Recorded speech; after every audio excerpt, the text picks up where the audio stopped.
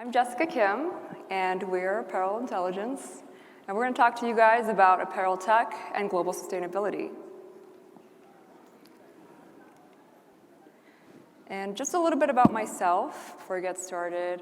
I am a female ethnic American entrepreneur, founder, and I'm born and raised in Los Angeles with a Korean lineage. I also have a background in fashion design and digital media.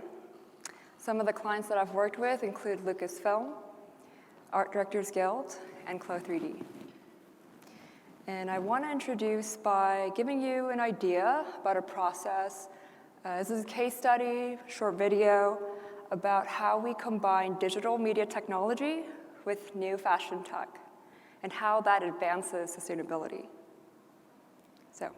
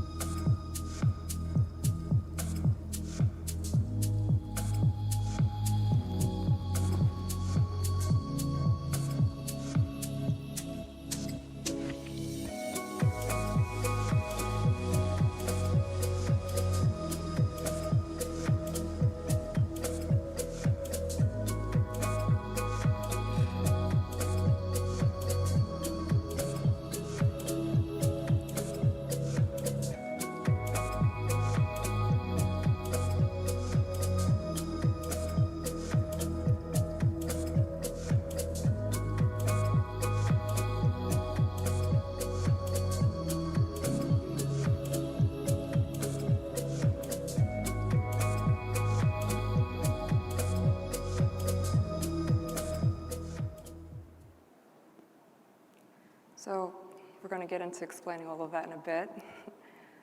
And we're going to start off by talking about fashion sustainability and global impact. So why is fashion sustainability important? Why would it matter to you, to me? Why would we care? And so how that affects the world as a whole, I'm going to put a pin on the first one, economic. But as we all know, environmentally, fashion industry, maybe not common knowledge, but it is one of the most polluting industries in the world. And examples of that, 10% of humanity's carbon emission comes from the fashion industry. The process of making synthetic fibers, such as rayon, is released into the air massively, as well as 20% of global water waste comes from the washing of textile dyes and the many chemical treatments of like polyurethane that makes your leather shiny. So, as well as 60% of materials are made into clothing, it's plastic. So I'm sure many of you know what polyester is. I bet some of you are wearing that right now. And that actually goes into our waterways by doing laundry. A lot of microplastics are actually washed into the marine life, and how that ends up into consuming into our own digestive systems. So that is just not good progress for our world as a whole in terms of the current conditions of climate change. It's becoming imperative. It's becoming our generation. It's not just the future when we're gone anymore. So, as well as social sustainability. Labor right violations are actually quite common in the apparel industry, unfortunately. And this includes unsafe environments, such as when there are the manufacturing plants, such as factories, they explode. Many overseas supply chains, they kind of overlook this, and many people are killed. As well as $2 minimum wage every month, as well as in that fact, that actually connects with economic prospects, where 2/3 of consumers stop shopping at a brand if they know that the employees are not being treated fairly. So these are consequences to really consider. And bringing it back to economic prospects, or the economic sustainability pillar, diminished demands for fashion in 2020. As you all know, the pandemic, not many people were shopping. And if they were shopping online. So there was this whole shift from retail to online shopping. And what did that cause? Well, there's kind of a fourth factor with the COVID impact. People are expecting more from brands ethically, as well as shoppers demand more sophisticated digital interactions because of the higher digital adoptions caused by the pandemic. So fashion had to kind of forcefully evolve into this digital space. And so 3D technology in fashion. Why is that important? Well, the economic benefits of 3D are enormous. So some of the short-term economic factors are actually quite attractive. It shortens lead times in creative samples. It also saves resources by reducing samples. Samples, if one is not familiar with the fashion industry, is kind of like a prototype before bulk production. And so in turn, that reduces costs, as well as increasing profitability and giving space for corporate governance, risk management, and that's actually on the trajectory to economic sustainability. So they're not apart from each other. And so how that all connects, sustainability is actually the larger umbrella of these three pillars. Economic, as we discussed, social, environment, and with the role of 3D, that saves time, cost, resources, as we discussed, and socially, labor evolution from paper to digital. So we're advancing the skills of people. And for environmental, we reduce carbon emission and waste, both in water and landfill. And this helps climate change. So this is our social responsibility of global sustainability as a whole. And why that's so important, it goes beyond the individual. It goes beyond, writing your book, buying your second house, what's next? And then we see how we can leave a legacy that is longer than a lifetime in parts of a whole. So the fashion problem, there is a problem. Everything sounds nice and dandy. And that problem is unsustainable methods in the current industry of today for fashion. So they're outdated, they're notoriously slow to adopt to new tech. What this means is that the current technology that they're using, or methods, I would say, is pretty old school. They're using literal tape, scissors, as well as 2D sketches. You could imagine like a fashion designer getting inspired from a beautiful art piece, and they're like fiercely sketching away. And they hand it to a pattern maker. So they're also extremely wasteful. Sample adoption rate is only 15%. And touching upon the idea of a fashion designer and a pattern maker, for those of you unfamiliar, pattern makers are kind of like the engineers of apparel making. So when they receive a sketch, it's kind of like the blueprints, and then they are to make paper patterns that are kind of like, they're pretty much clothing as if they were seam ripped, deconstructed, and then laid down flat. And so what does that look like? It's almost indecipherable for people who are not pattern makers. So that will help with the bigger picture of things as we go on. So clothing production roughly doubled since 2000. Back then, it was maybe 2 collections every year that was produced in Europe. Now it's up to 24 collections by brands like Zara every year. And a lot of this ends up in the dump. Why? Well, when new trends are so fast, people are being told, hey, you need this. This is a new thing. That's old stuff, You get bored of your clothes, and then it just ends up in the landfill or burned. A truckload full every second. So that's actually enough to fill the Empire State Building 1.5 times every day. That's horrible. And also, it's slow and costly in terms of the offshore manufacturing. In fashion, apparel making, there's a lot of international back and forth. And that's just obviously not budget friendly, as well as, production timeline inefficiency. So. Fashion challenges using 3D. So if 3D is so amazing, why isn't fashion just adopting it? Well, 3D is actually new, kind of a new technology to to fashion. So there's sort of this infancy to 3D. And when that happens, it's an entire new workflow. So I'm sure most of you are familiar when you try something new. You're a little bit hesitant, you're maybe had a little fear of uncertainty, and if this is your entire company, you might have to halt production and learn something new, retrain, rewire the brain. And so this is what fashion has to do. They have to rewire their team, take a leap of faith that this is going to be accurate, coming from digital to live production, right? And the time it takes to learn, integrate, and utilize 3D in their workflow. That's just sometimes not easy because 3D is actually quite complex.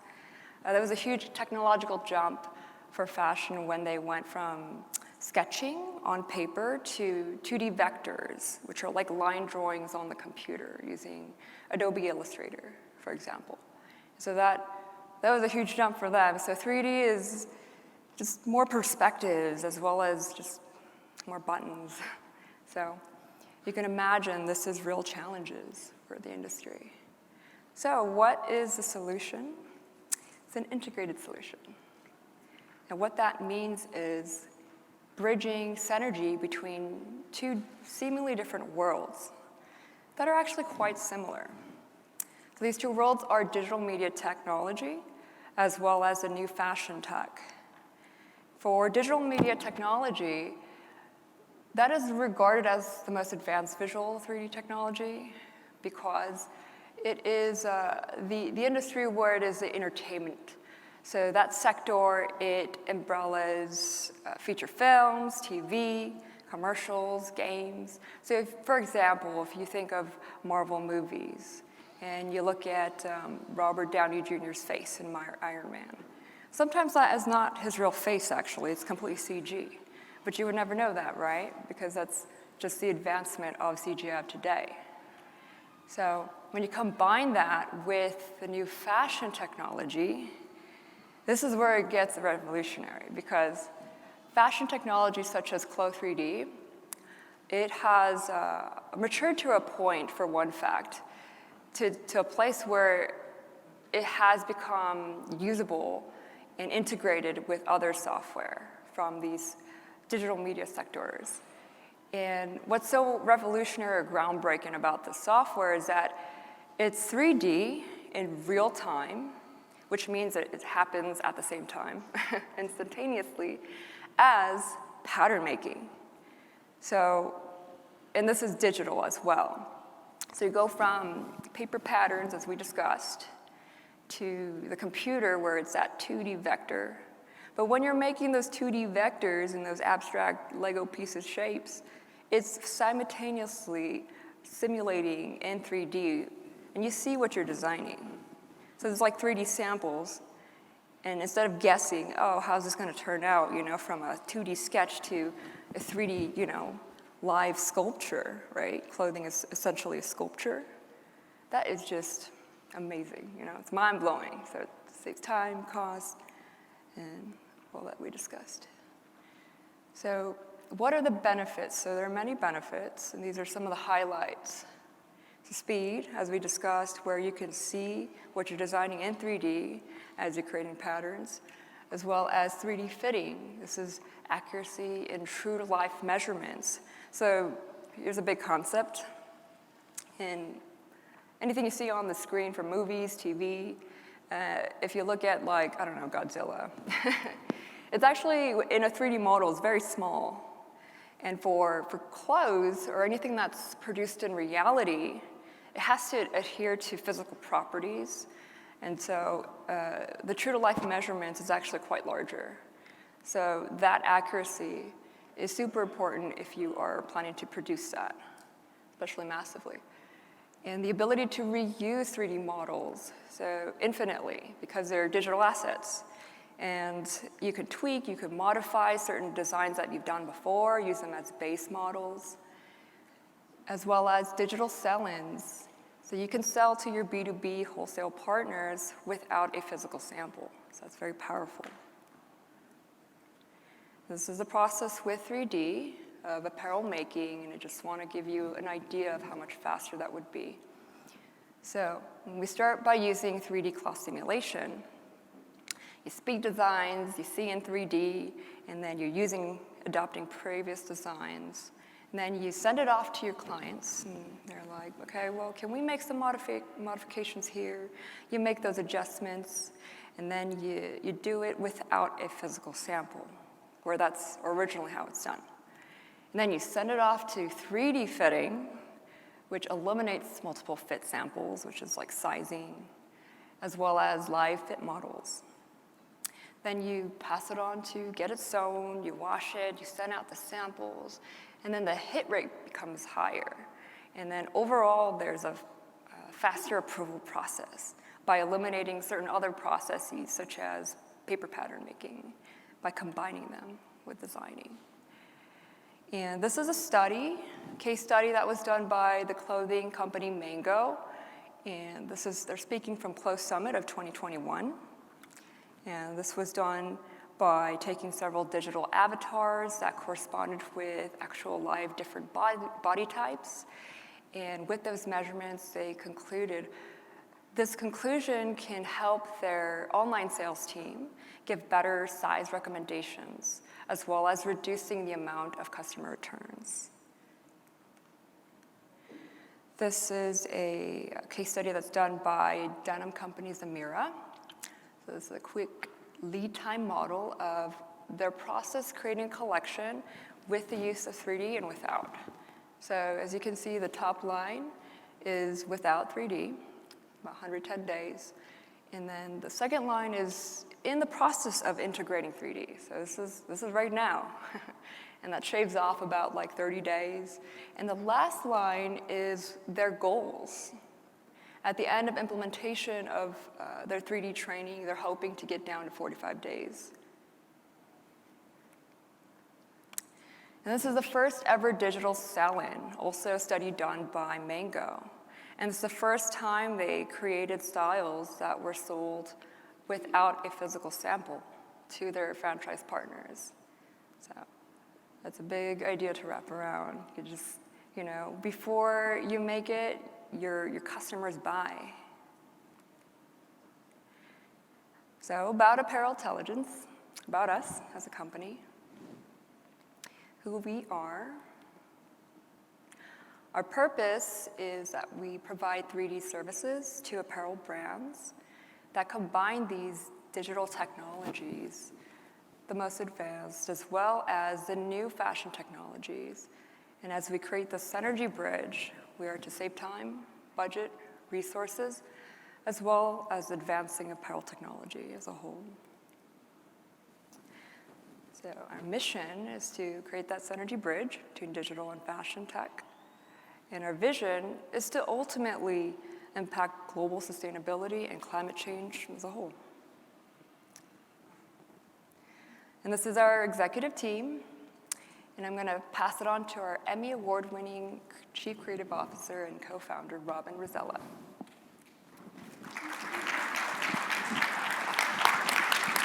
Thank you, Jessica.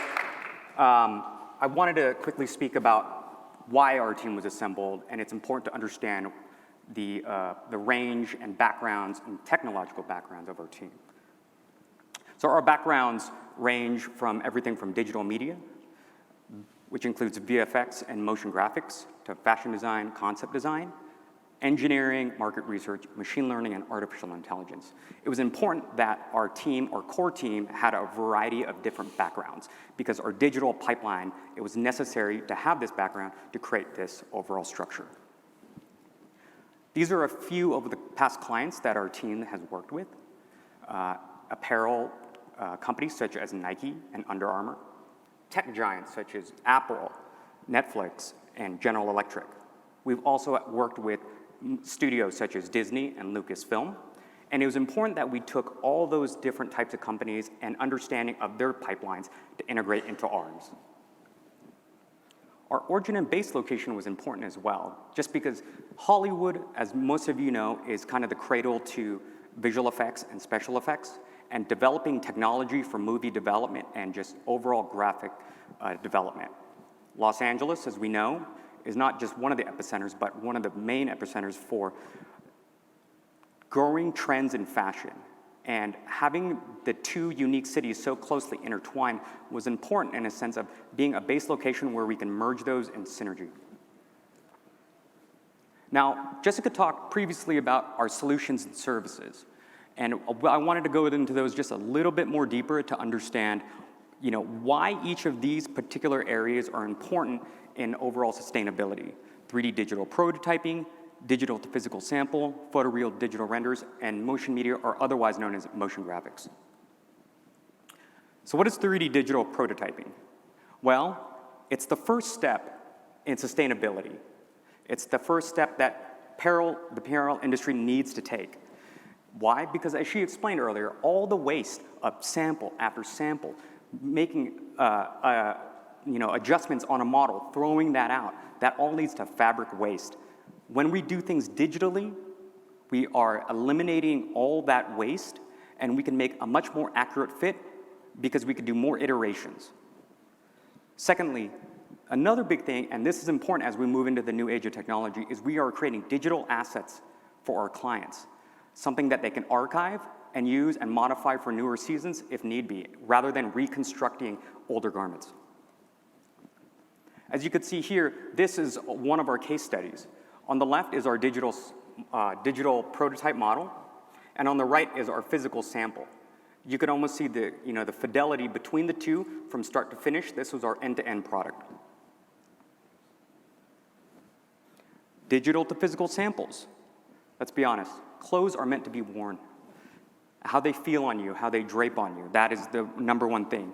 And so the digital model to the physical sample needs the utmost fidelity. And we achieve that by, as we were talking about earlier, creating it digitally, and then we export this to a DXF, which our production companies can then use for their automated fabric laser cutting machines. This creates 100% accuracy. You can see these are some of our finished garments that were created using that same digital pipeline. This is the jacket itself. It was deemed the synthetic anatomy, which I'll go over later, on our Ford model over here. Photoreal still media.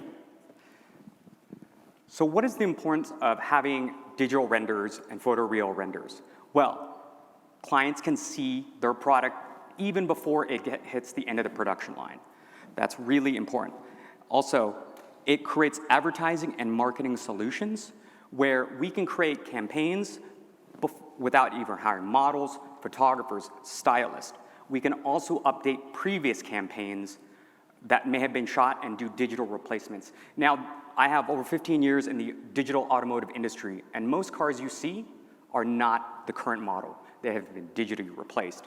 In fact, sometimes when you're seeing a car commercial, you might only see 4 wheels on the road when it's shot on camera, and then the entire shell is replaced in post. And so those are kind of the attitudes that we want to take when moving into this new advertising and marketing way. As you can see up here, these are a few samples that we created in the past year. We've done everything from athletic wear to evening wear to outerwear. The synthetic anatomy jacket was part of one of our major case studies. This was actually designed by Jessica, and it's supposed to mimic the anatomy of the human body. The next 3 slides is something very important I want to talk about, which is integral to our pipeline. This, right now, what you're seeing is the 3D model construction and digitally sewn outerwear that we constructed. And then on top of this is another important thing that is integral to our pipeline, which is digital swatches. Now, what's a digital swatch? It is connected to a textile fabric market. So you can't just pull any texture offline and apply it to your garment because it's not gonna make sense. It's when you're showing your client and it's just some random texture. No, this texture was scanned and built, and it's connected to a textile fabric manufacturer. So when our clients, okay, we like this, we're ready to go, the actual fabric, when we produce the garment, will look just like it. Here's a very close-up look of it. As you can see, the nice herringbone pattern that we were able to capture, and with our partners at Swatchbook. Here's a quick little shot of our evening dress. And this is another thing I wanted to show the close-up, just because the fidelity of getting lace in the past has always been really difficult to achieve in 3D, but like we were saying, the technology is there, and we are able to replicate the fine lace as well as the transparency and subsurface scattering of fabrics. Here are some other companies that are starting to do this as well, and you could see just the breadth and expanse of where this could go. Next, photoreal motion media. So why has it taken so long for us to start seeing digital fabrics? Well, the technology is caught up. We're at the point where graphics processing units, or otherwise known as GPUs, can do dynamic cloth simulation in minutes. This used to be a process that would take days and long hours of watching simulations go over and over. Now we can just hit the button and see how our garment simulates and drapes over the human body. Because at the end of the day, that's what's the most important thing. You can always put a still of a piece of fabric, but it just comes off as a sculpture. People want to see how the fabric moves, how it flows over the body. And that's why when you're always watching anything to do with apparel, runway shows where the model goes up and down, just so we could see how the fabric moves under the light and how it drapes over the body. This next piece is something that I wanted to share with you because it shows a great integration between CG fabric and live action photography or live action footage.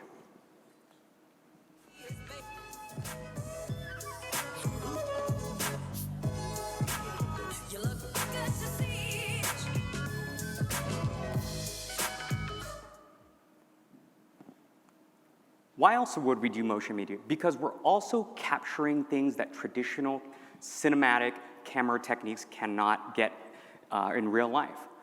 We can get really up close, microscopic, just capture the fine fibers of fabric that we just can't get with a snorkel lens or other traditional camera techniques.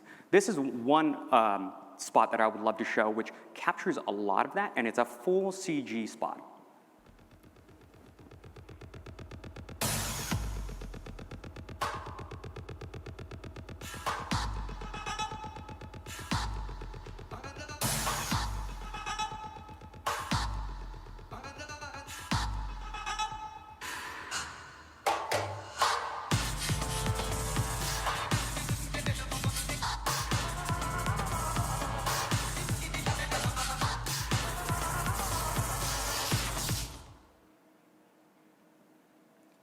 Next, I want to talk about how does this apply to social media. Well, obviously, I think that there is some really great things that we can apply to social media. These are a few examples that our company actually did, as well as one example of Uniqlo, the apparel manufacturer. This quick little fun post on future garments. Lastly, garments can also be fun. They can tell a narrative. They don't have to be produced, but they can also show the future of where things can be and tell a story that unfolds over time. Here we go.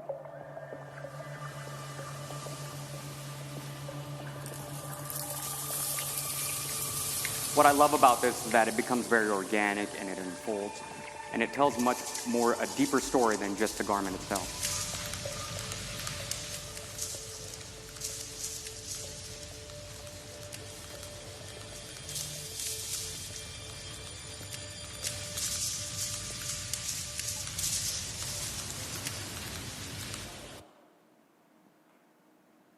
Now, lastly, don't take our word for it.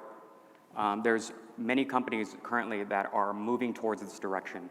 Companies such as Adidas, Dianese, Theory, and many more are all moving in this direction of a digital pipeline.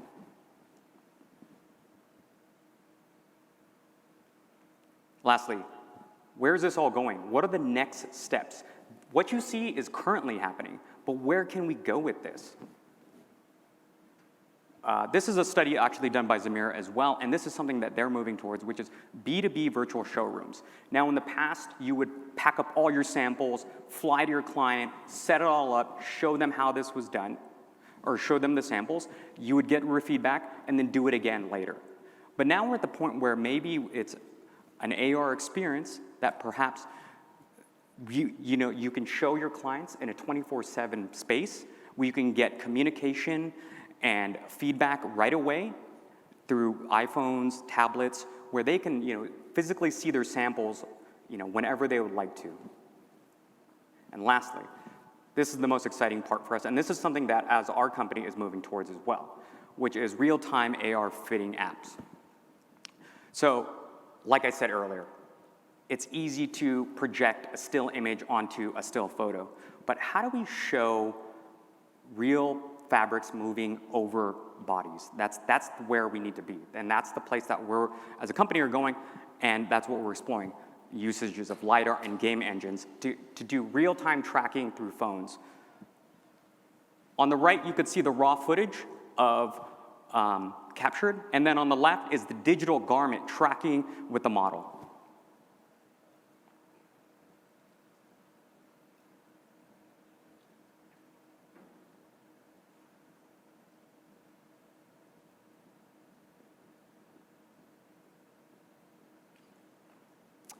Lastly, we just wanted to say that, as the industry, all industries move forward towards sustainability, I think it is very important that the apparel industry looks for, these types of solutions for, just the world that we live in, and, really take a long look and, protect what we have here.